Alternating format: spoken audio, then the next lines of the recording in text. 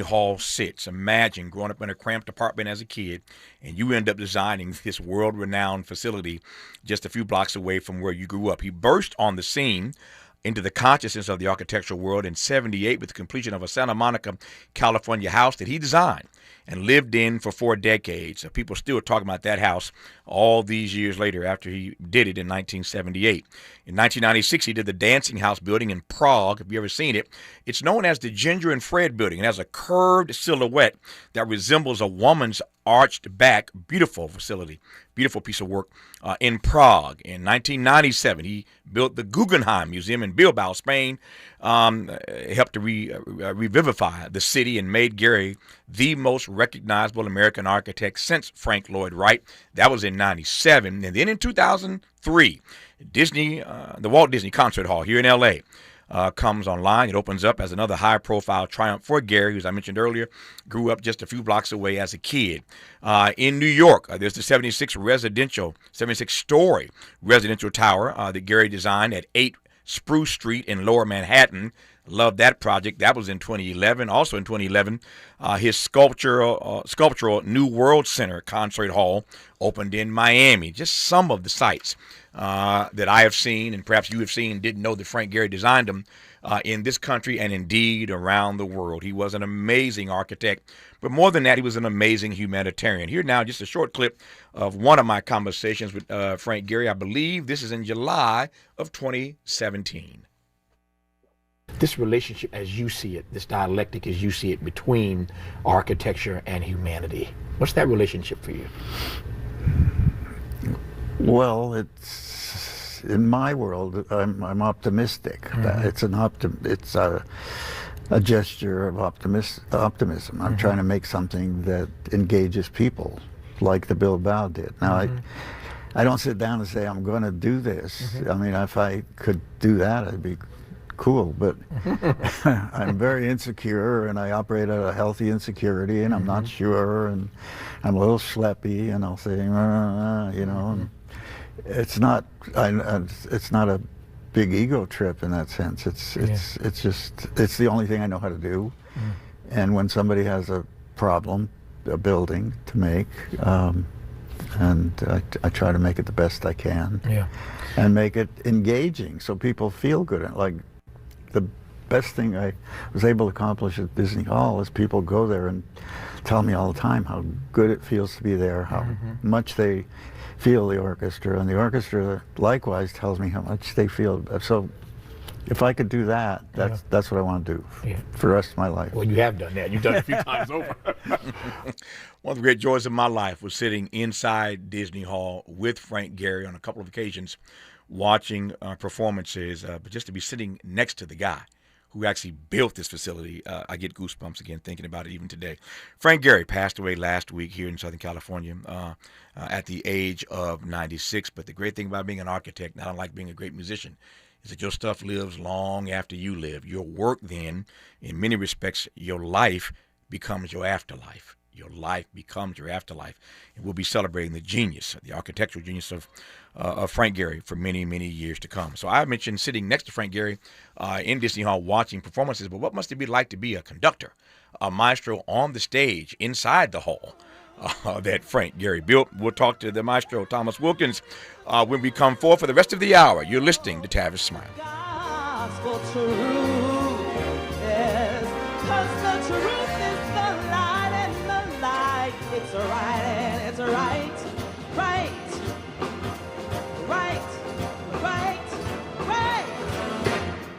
It's right.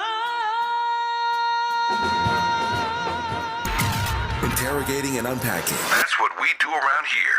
You're listening to Tavis Smiley. This is the story of the one. As the purchasing manager at a manufacturing plant, she knows the only thing more important than having the right safety gear is having it there when you need it. That's why she partners with Grainger for auto reordering, so her team members can count on her to have cut-resistant gloves on hand, and each shift can run safely and efficiently. Call 1-800-GRAINGER, click Grainger.com, or just stop by. Grainger, for the ones who get it done. An official message from Medicare. Couple more minutes, and we'll start this month's book club. You know, I usually love a plot twist, but this year, I'm comparing my options during Medicare open enrollment. You can't assume your current health or drug plan is the best one for you. And you gotta make sure your drugs are covered. That's important. So is saving money. Review all your options at Medicare.gov. Open enrollment ends December 7th. Paid for by the U.S. Department of Health and Human Services. Nugget Bells, nuggets all the way. Hi, I'm Kylie. I'm John. And I'm Garrison. And a little thing we love about the 30-count Chick-fil-A nuggets is sharing them when we cut down the Christmas tree. We will pack the car with gifts. And of course, we go and pick up our family's favorite nuggets. Every nugget is tasty times quadrillion. And we get all the sides. Yeah, the ooey gooey mac and cheese is a big hit. Share the nuggets, share the joy. Order the 30-count Chick-fil-A nuggets on the Chick-fil-A app. Real guests paid for their testimonials. Make a move into a home of your own. With City National Bank's Ladder Up Home Loan Grant, you could receive up to $20,000 that you never need to pay back. Use it toward your down payment, save on closing costs, or to buy down your mortgage rate. Find out more at cnb.com/ladderuphome. City National, here for every stage of the journey. Property must be in a qualifying market in California, New York, or New Jersey. Additional terms and conditions apply. Not all applicants will qualify. Terms are subject to change without notice. City National Bank is an equal housing lender. Member FDIC. NMLS number 536994. The holidays mean more travel, more shopping, more time online, and more personal info in more places that could expose you more to identity theft. But LifeLock monitors millions of data points per second. If your identity is stolen, our US-based restoration specialists will fix it, guaranteed, or your money back. Don't face drained accounts, fraudulent loans, or financial losses alone. Get more holiday fun and less holiday worry with LifeLock. Save up to 40% your first year with promo code NEWS. Visit lifelock.com. Terms apply. Your ambition just met its match with Robinhood. Trade stocks and ETFs, options, futures, and crypto all on one platform. Get started today at Robinhood.com/yourmoney. Your money, your move. All investments involve risk, including loss of principal. Options, futures, and crypto trading carry significant risk and may not suit all investors. Securities offered through Robinhood Financial LLC, member SIPC. Futures trading is offered by Robinhood Derivatives LLC, not FDIC or SIPC protected. Crypto offered through Robinhood Crypto LLC, NMLS ID 1702840, not FDIC or SIPC protected. Portfolio management offered by Robinhood Strategies, an SEC registered advisor. More honesty than you can handle. More empowerment than you can imagine. You're tuned in to Tavis Smiley.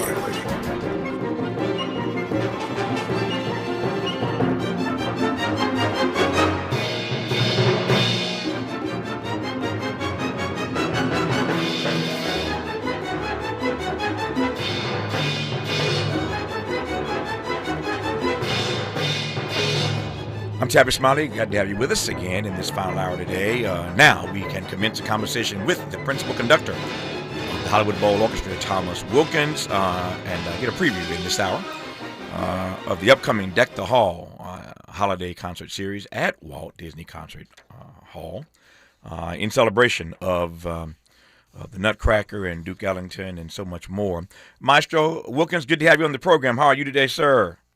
Sir, it is good to be with you. How are you doing? Man, if I complained, I'd be an ingrate. I'm doing well, and thrilled to be in conversation with you. I was saying to my team, we got to spend some more time together. I have sat in the audience any number of times and watched you conduct at the Bowl and at Disney Hall. As a matter of fact, I love the way you walk out and take the stand, and love the way you start with the national anthem. You do that so beautifully.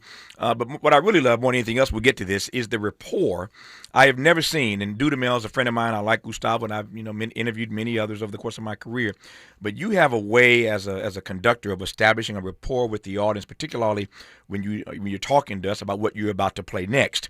So I just love the rapport that you have with the audience, and I want to talk about that, how you establish that as we move through this hour. But I want to commence our conversation giving you a chance to tell me whether or not you ever met Frank Gehry and what it is like to be conducting as often as you have on that stage inside of the Walt Disney Concert Hall, the facility that Frank Gehry built.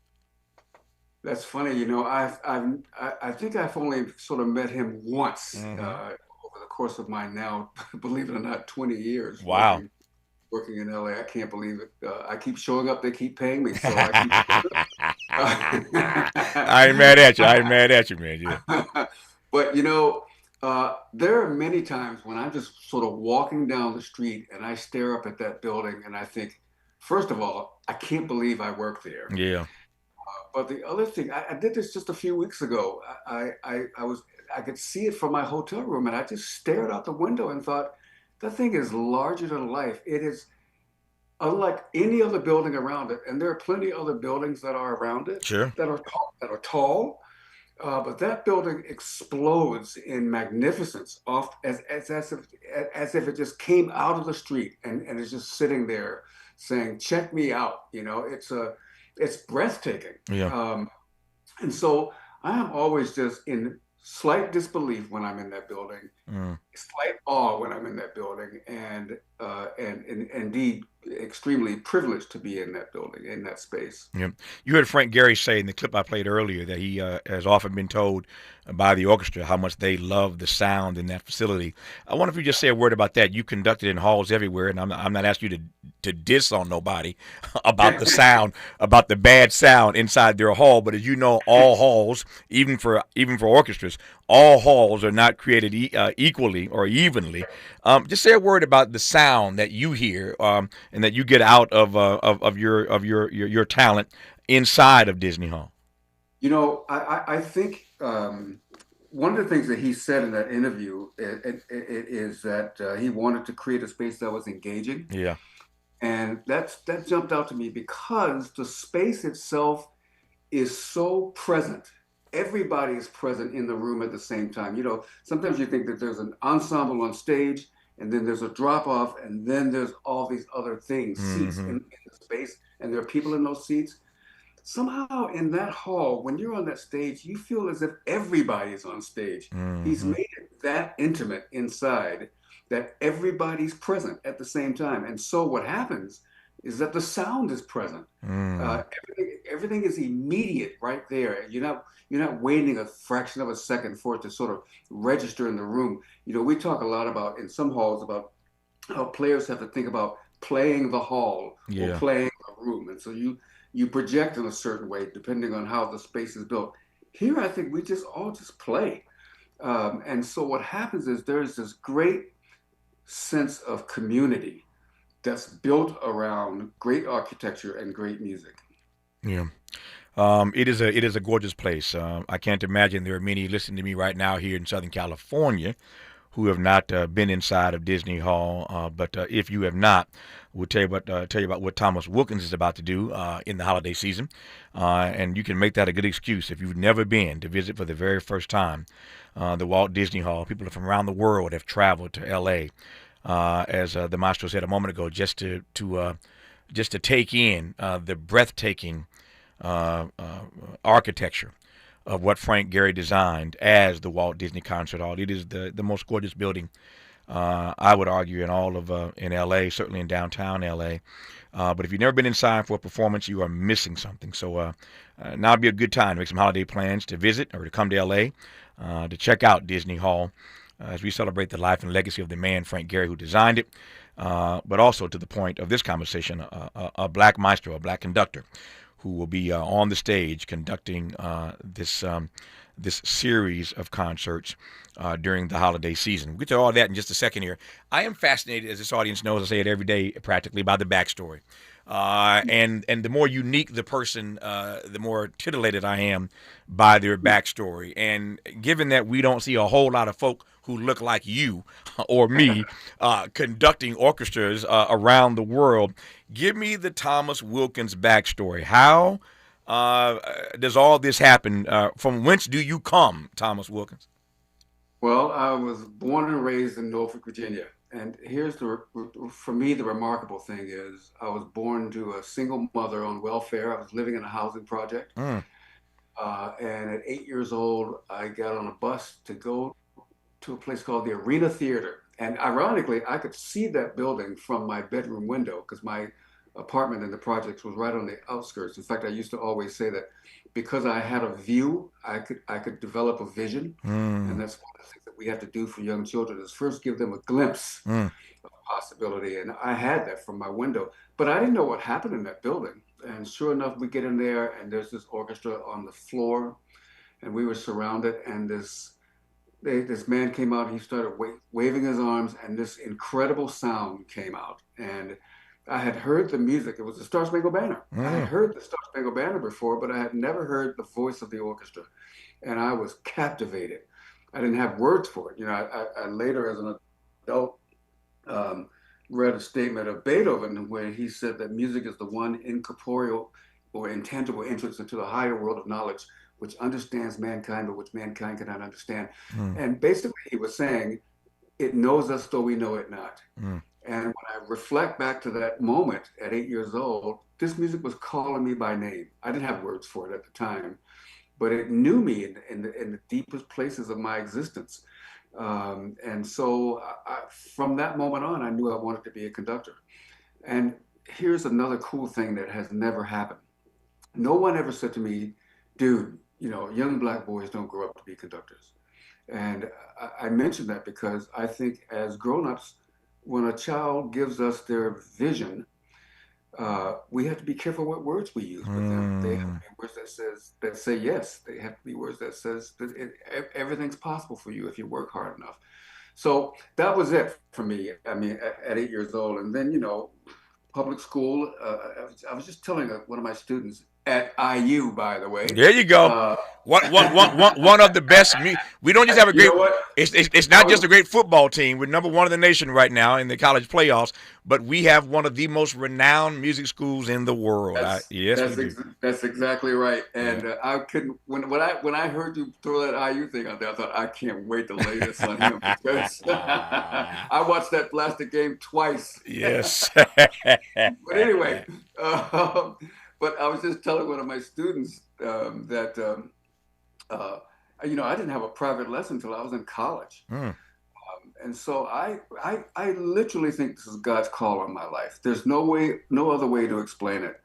And so for me, it's always been about pursuing that call and trying to remain genuine in the pursuit and honest in the pursuit.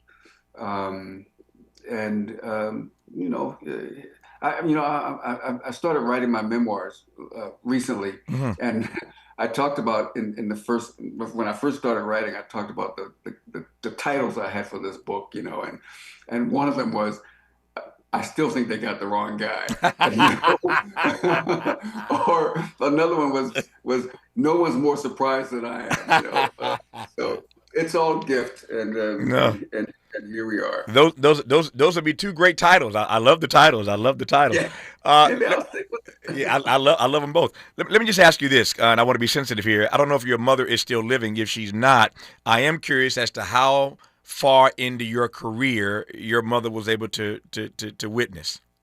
She never saw me conduct professionally. Okay. The last thing she saw me conduct was when I was a graduate student at New England Conservatory, and I was conducting a concert the week of graduation. And so she came up for that. But I know this is no surprise to you, but I had a solid grandmother. Yes. In fact, that was one of the names I was thinking of titling my book, Rachel's Boy. And she gave me along with my mother, but a keen sense of right and wrong, and a keen sense of, what I tell kids, wishing without working only leads to disappointment.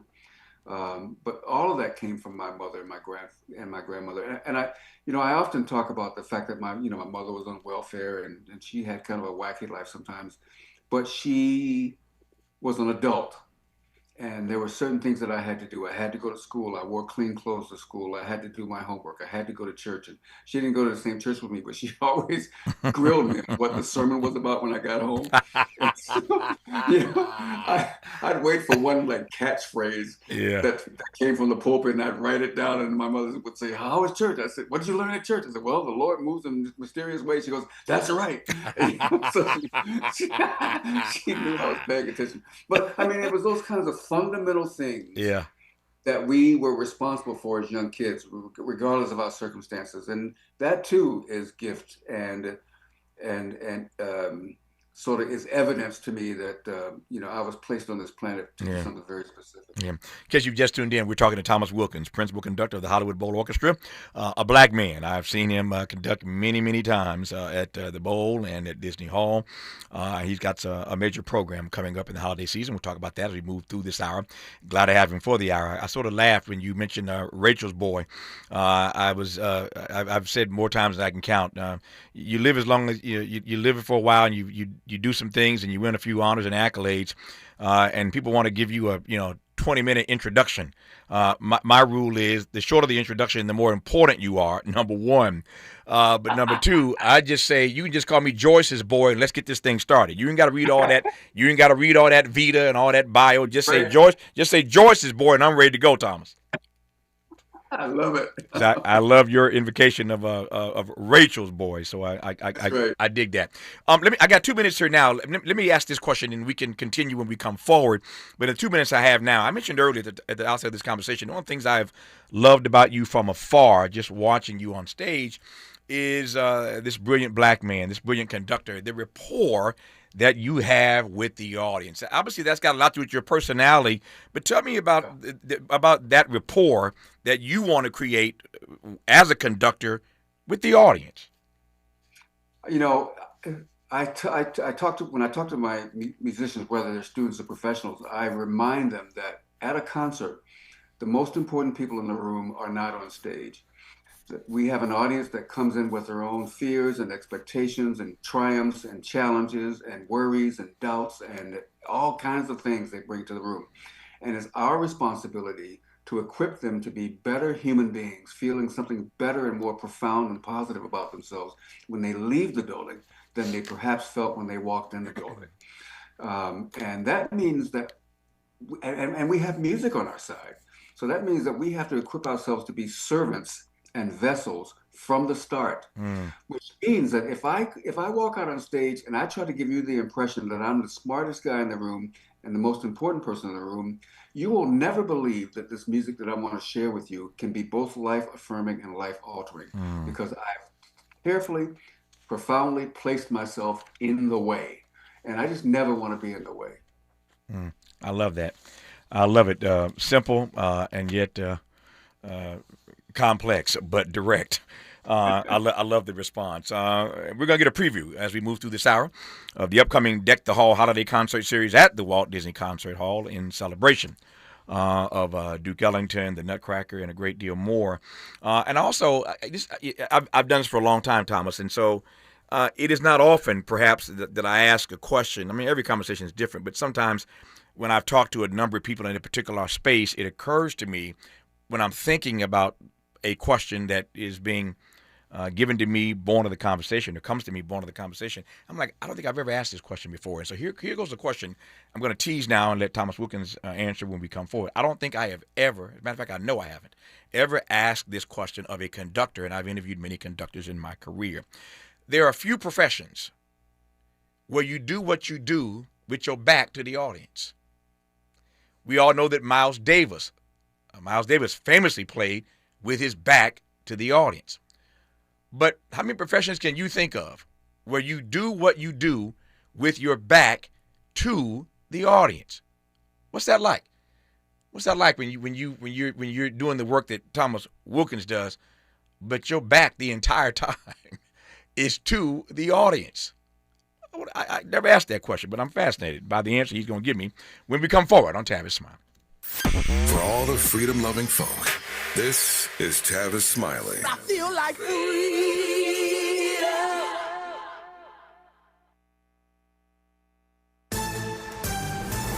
I'm Bree Wood with BIN News Now. The Archdiocese of New Orleans bankruptcy case is over. A federal judge approved a $230 million settlement for survivors of clergy sexual abuse. Survivor Tim Trahan says he's relieved. The pain and the suffering that I've been through will now enable me just to be a stronger person. The Archdiocese filed for bankruptcy in 2020 after hundreds of abuse claims.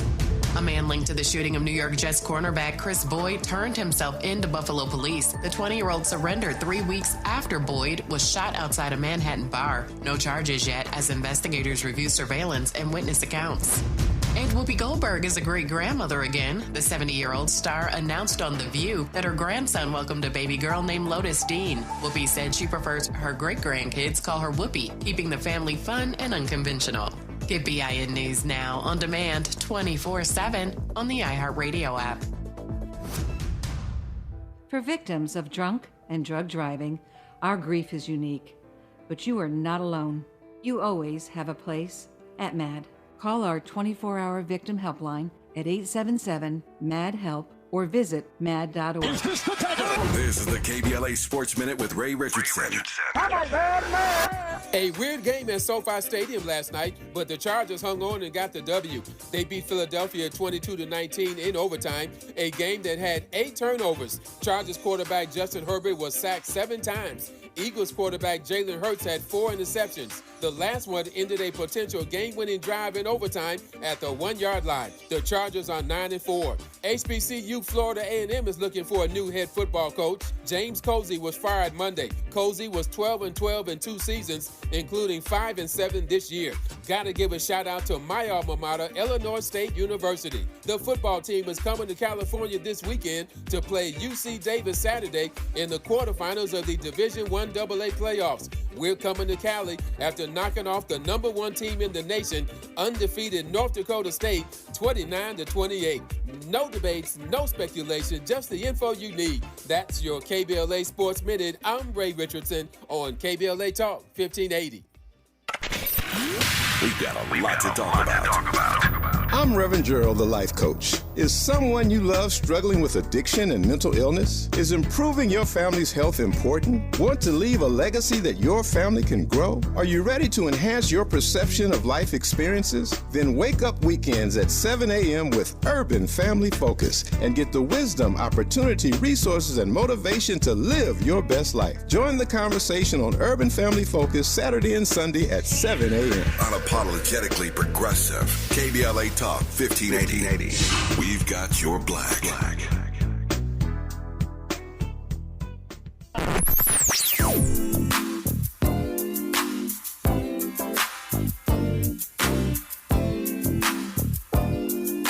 This is KBLA Talk 1580. Talk radio.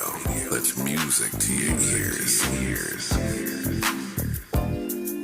We're unapologetically progressive. KBLA Talk 1580. Celebrate the season at the Palm Springs Aerial Tramway. Enjoy choir performances through December 14th, breakfast with Santa December 13th, and holiday dining Christmas Day, plus breathtaking views from 8,500 feet. Visit pstramway.com. The Palm Springs Aerial Tramway. Holiday magic. Paid for by government.com. Did you know the United States Mint has issued a new Morgan silver dollar coin in proof condition for the first time? Not only that, they are also minted in 99.9% pure silver for the first time ever in history. Coin experts are calling this an amazing opportunity for anyone that knows the enduring popularity of Morgans. But you must hurry. Only 400,000 of these legal tender silver dollars were issued. These first ever Morgan silver dollars are brand new with stunning mirror-like finish, minted by the iconic San Francisco Mint. Call now and you're guaranteed a new first ever 99.9% pure silver proof Morgan dollar. To learn more, call 1-800-973-9717. If you order now, you will receive a free coin collector bonus pack, a $25 value, free with every order. Call 1-800-973-9717 now to secure your new Morgan silver dollars before they are gone. That's 1-800-973-9717. Helping to make you the most knowledgeable person in your circle of friends. This is Tavis Smiley.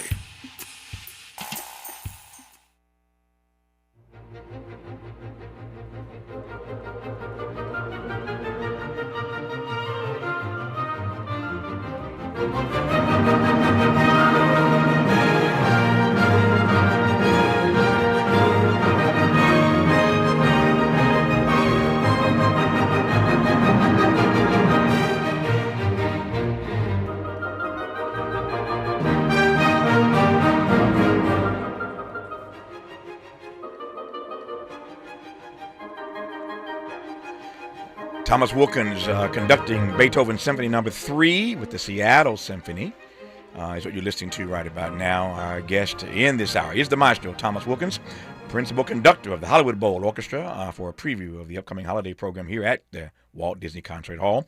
It's called Deck the Hall Holiday Concert Series in celebration of Duke Ellington, the Nutcracker, and Carlos Simon's 4 Black American dances. We'll get to all that in this conversation as we move through. So Thomas, Maestro Wilkins, you'll appreciate this. My board op is a young guy named Miles Lowe. And Miles is a music artist himself when he's not on my board every day. But Miles is he's really good at that AI stuff.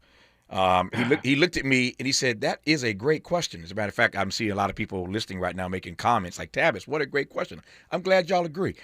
I don't do that. I don't get that kind of love every day when I ask great questions. But everybody said that is a freaking great question. So Miles pulled up AI and tried to get an answer. What other professions exist where your back is always to the audience? And we can't really find one. You got a bus driver, but I hope the bus driver is facing the street. Yeah. But there really aren't a bunch of professions where you do what you do night in and night out with your back to the audience. What is that like, Thomas Wilkins? It's funny when you asked the question, I thought, man, I'd never been asked that question before. I got to think about this, and thank God there was a commercial break. Yeah. But it's funny. The first thing that popped in my mind is sometimes if I'm out at a reception or something after a concert, and someone will introduce someone to me, I will always turn my back and point to my back and say, "See, I'm that guy," because that's the part I know that they've seen. They don't necessarily remember what I look like. But I think to my earlier point about not wanting to get in the way, that's the first thing that pops into my head is I don't want to be, turning around, flashing this big goofy grin or whatever at the audience, because all of a sudden it makes them stop listening to the music. And I think that's kind of a fundamental good thing that my back's to the audience. But the other reason is that the people that's really communicating, that's actually making the sound that is really life-changing, I have to face them, and so I can assist them in delivering the message that I think the composer is trying to give to the audience. And so I'm very animated from the front side, but it's specifically for the purpose of making sure that the music is as effective and it is communicative as possible. Interestingly, a lot of halls now sell the choir loft seats as seats when there's no chorus. And so often I walk into a space and I forget, they sold the choir loft seats. So now people are staring directly at me. Yeah. And the thing that I have to always remind myself of is, dude, you are not the show. Do your job and make sure you don't get in the way, because the last thing I want is for someone to say, "Hey, I really enjoy watching you tonight." Well, sometimes people say that anyway, but if that's the only thing that they get out of the experience, they've missed the whole point of the story. No, I get it. But to your point about being able to watch you, I'm a Columbo fan. I like the old Columbo, the original Columbo. There's an episode of Columbo for you Columbo fans where a maestro at the Hollywood Bowl ends up killing his accompanist, his pianist. And Columbo throughout the episode has to prove that the maestro snuck away from the bowl, killed the pianist, came back to the bowl to do his work. So if you Columbo fans, you know the episode I'm talking about. It's a classic Columbo episode. I just saw it a few weeks ago on the Columbo rerun. I raised that because every time I've seen that episode over the course of my life, I love it because you see the Hollywood Bowl as it was way back then. And way back then, they didn't have these two huge monitors that they now have. These two huge television monitors were not in place back then during this Columbo episode. I raise that now because I'm glad those monitors are there, because every now and again inside the bowl, that camera that's facing you comes up on the big screen. And so I am looking at your back the entire time, but every now and then I get a chance to just glimpse at your facial expressions. I get a chance to glimpse at your communication, your interaction, your language with the orchestra, and I get tickled by that, just being able to just for a second. They don't keep it up long, but they'll give us 15, 20 seconds of you so we can see how you're communicating and interacting with your talent on stage. I love that part of the show, man. Yeah,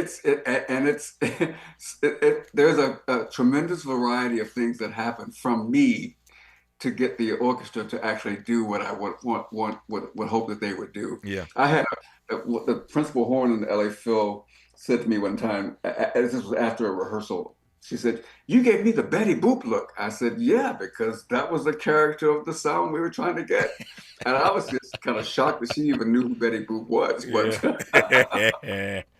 No, it's an amazing thing when we get a chance to at least glimpse in the face of the conductor during a live performance when we are so used to looking at him from the back. Okay, so I want to pivot now. I appreciate all your responses to my curiosity about your backstory and about the way you do what you do. Tell me about Deck the Hall. Wait. Did you just say backstory? That's a segue. Like, yeah. That's a there you go.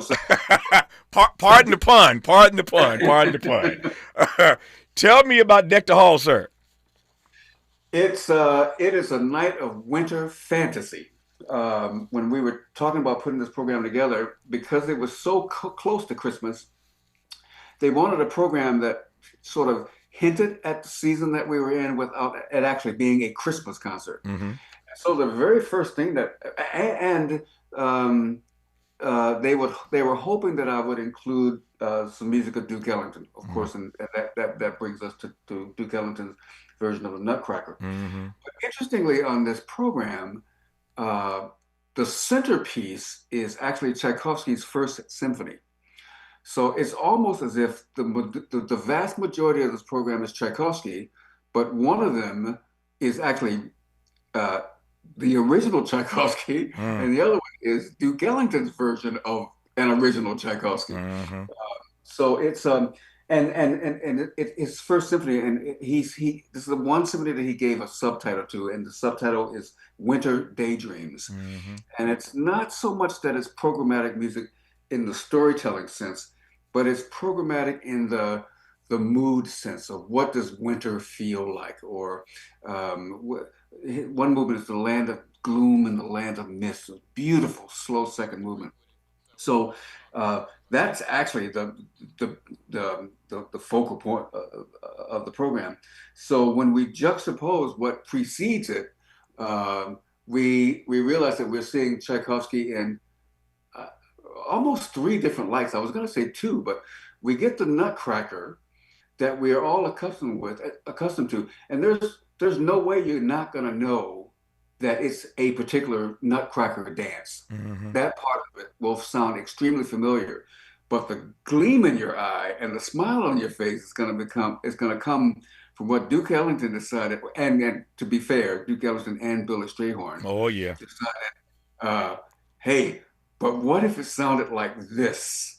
And this is Duke Ellington after he's had such a long career of being Duke Ellington, and now he's in his exploratory phase, and we get the sacred concerts, which we also did, by the way, at Disney Hall a few years back. His collaboration with John Coltrane and his adventures in writing film music. So now we get to see Duke Ellington in complete freedom. Oh yeah. And all bets are off. Yeah. And so this. So the whole night, and we can talk about Carlos Simon too at some point if you want. But, no, hold that thought. When we come forward, I promise you we will. Because he's teased me so much talking about the Duke. When we come forward, we're going to give you some of the Duke's version of the Nutcracker. Listen for yourself, and then we'll pivot to Carlos Simon as well. You're listening to the maestro, the principal conductor of the Hollywood Bowl Orchestra, Thomas Wilkins, right now, and I'm glad about it, on Tavis Smiley. From Leimert Park with love, this is Tavis Smiley. I got the champagne. Everybody's glass. KBLA Talk 1580 congratulates our own Keith Underwood, host of the weekend entertainment show Black in the Green Room, on his recent honor at the annual National Arts and Entertainment Journalism Awards. Keith received a first place award presented by the Los Angeles Press Club for his entertainment reporting, and we couldn't be prouder. Congratulations, Keith, from all of us at KBLA Talk 1580. We asked seniors how to prevent Medicare scams. My best advice, if you get a phone call, do not talk to the person. These people are well trained. Don't talk to them. They don't know me. They're just trying to scam me. Don't be fooled. Hang up. Just hang up. Never give out your Medicare number. They're going to get your number to put in a false claim. If I get a call from someone, I don't pick up the phone. And should I pick up the phone and they ask for information, then I hang up. How do you detect Medicare fraud? Just like I check my credit card statements, I check my Medicare statements monthly. Scammers can get a hold of your number, order medical devices through your account, and you're not even going to know about it if you don't look at your statement. Check your statement every month. If you get your statement and you see something that you know you did not have done, you report it. Call your senior Medicare Patrol. To report Medicare fraud, call the Senior Medicare Patrol at 855-613-7080. KBLA Talk 1580. We've got a lot to talk about. KBLA Talk 1580 is committed to self-care and community well-being. Walk Good LA was formed in June 2020, inspired by the Black Lives Matter movement and the beginning stages of the COVID-19 pandemic. What began as a few minutes of breath work and yoga meditation before protests against police brutality turned into a safe space for the community to heal in hard times. The immensely positive response from the community transformed the momentum into a movement. Today, Walk Good LA is a Black and Brown-led community wellness organization based in Los Angeles. They provide spaces for healing through community yoga classes, guided meditations, hikes, run clubs, and other activations throughout Los Angeles that attract hundreds of members weekly. With the help of Propel and Michael B. Jordan, they now have a yoga and wellness studio in Los Angeles called the Walk Good Yard. To join their mailing list and connect with healing spaces, please visit walkgoodla.org. That's walkgoodla.org. Or find them on Instagram at walkgoodla. This is a community call to action, a community call to healing from KBLA Talk 1580. Made fresh daily in the Mert Park, Los Angeles, California. You're listening to Tavis Smiley.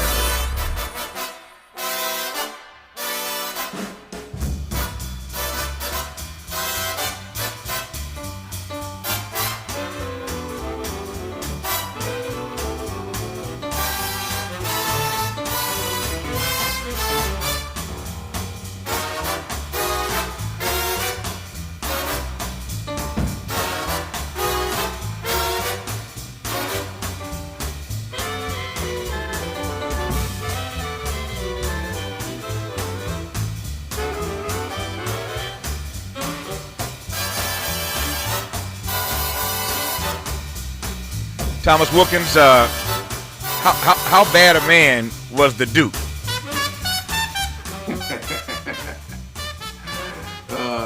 Trey bad. He was, I don't even have words for how bad he was. It's funny. I wrote a piece, a little blurb for a publisher who's going to publish a lot of orchestral works. And I said the first thing that you have to consider because they wanted to know suggestions on how to program Duke Ellington's music on an orchestral concert. And my first comment in the commentary was the very first thing you have to do is take his music seriously, because he took his music seriously. And I'm not talking about his great hits, Satin Doll and A Train and all that stuff. Yeah. I'm talking about the stuff that he wrote orchestrally. In his mind, he was just writing. And it's been attributed, of course, to Duke Ellington that comment that there's only two kinds of music: good music and the other kind. And so he didn't live in a land of categories. He lived in a land of transformative sound. And sometimes that sound was big band, and then later in life, when bebop is coming along and big band is sort of sliding to the rear, he said, I'm still creative. I have no choice. And so he just demonstrated in yet another voice, or vernacular, for lack of a better way to put it, his greatness. And I don't even think he was trying to show us how great he was. He was just trying to show us how much he loved sound and the creation of sound. Yeah. Say a word then about Carlos Simon's 4 Black American dances, also part of the repertoire for this Deck the Hall concert series. Yeah, I wanted the audience to I mean, they have met Carlos Simon's music before, but this is a young brother who is, in fact, I just last week did a workshop of his new opera for the Met. We did it at IU because we have a partnership with the Met. So we, they bring stuff there and we use our musicians and singers, to workshop it, to see what works and what doesn't work. And so the composer can have it heard in realized time. But he's exploding these days, and he's got something to say. And this piece, he talks about how dance is a part of the DNA of every culture, but particularly the Black American culture. And he creates 4 dances: a ring shout, which is a dance that was brought over by enslaved Africans from the West Indies. The United States, and he even has a wooden floorboard back in the percussion section, and they're banging on that floorboard, which is what happens in the ring shout. If you were to ever to Google it, to watch what a ring shout looks like on YouTube or something. And then the waltz is the one that blows my mind, because he introduces us to that moment in history when there was suddenly a Black middle class, and there were debutante balls that were open to young Black women for being presented to society. And so this Black middle class, a lot of it created by sororities and fraternities, they create these cotillions. Yeah. And he has a waltz that is, I can't wait for you to hear it, because I said to his mother when we did it in New York, I said, that boy has an old soul. You just don't think someone that young is gonna think that deeply about the emotion of a waltz, for lack of a better way to put it. Because there's great emotion in a waltz. It's not just about moving your body in 3/4 time. Yeah. We've had the honor of having Carlos in studio on this program in the past, and you're right, he is blowing up these days. Our remaining moments with the maestro, this African-American conductor, Thomas Wilkins, will take the stage at Walt Disney Concert Hall. I'll give you all the details about the run, December 18th through the 21st, when we come forward on Tavis Smiley. Helping to stretch your moral and political imagination. This is Tavis Smiley.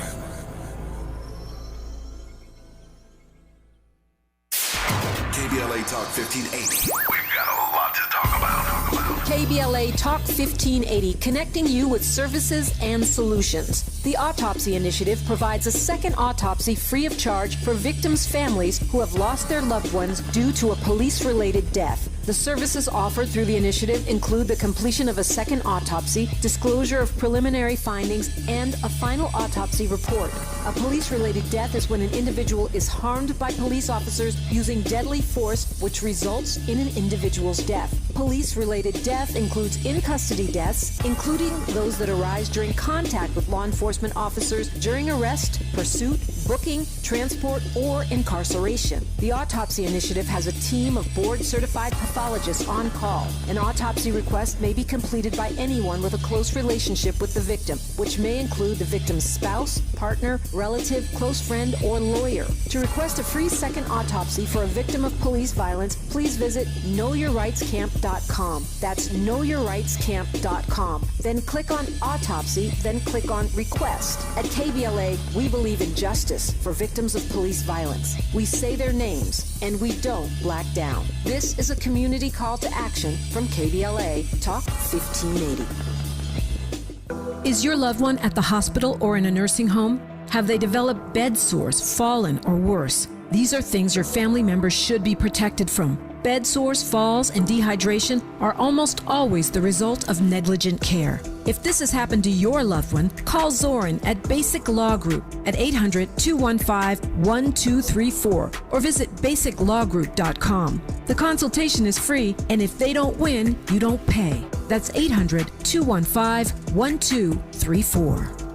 If you're like me, 60 and retired, making ends meet, especially here at the supermarket and drugstore, is tough. I'm so blessed to have found benefitscheckup.org. It's a free and confidential website from the National Council on Aging that connected me to $1,200 a year in programs that help pay for food, medicine, utilities, and more. Maybe it can help you. BenefitsCheckup.org. You know where you want to go in life, and City National Bank can help. City National knows the dedication it takes to build your vision for the future into a reality, and our team is here for you. We have a wide range of options to help, from personal savings accounts to interest-bearing money market savings accounts and more, all designed to help you get where you want to go. City National, here for every stage of the journey. Learn more at cnb.com. City National Bank is a subsidiary of Royal Bank of Canada, member FDIC. Let's get back to more of this rich dialogue with Tavis Smiley.